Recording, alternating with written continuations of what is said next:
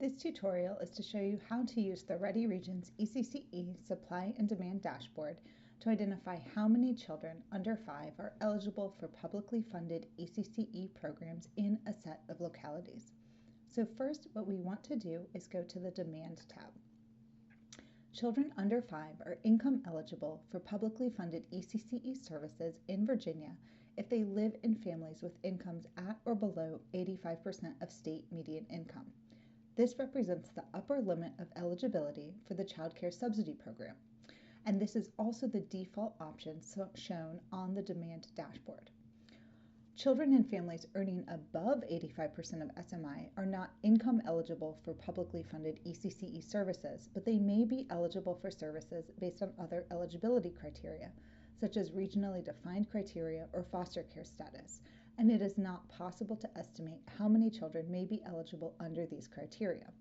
So to understand how many children are income eligible for publicly funded ECCE services in a set of localities, we want to do the following. So first we start on this demand tab, and now I want to focus specifically on just Stafford, Fredericksburg, and Spotsylvania.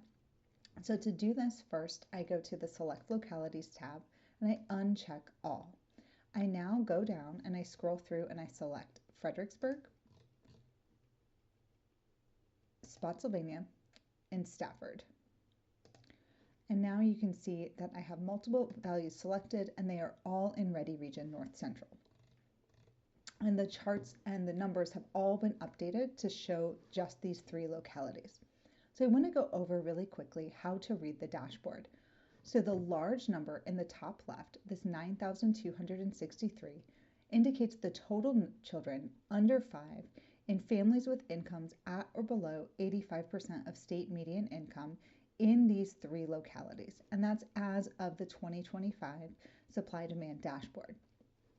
The bar chart on the left here shows the number of children in this group for each of the 3 localities. So you can see that this number ranges from 943 in Fredericksburg to nearly 4,400 in Spotsylvania County.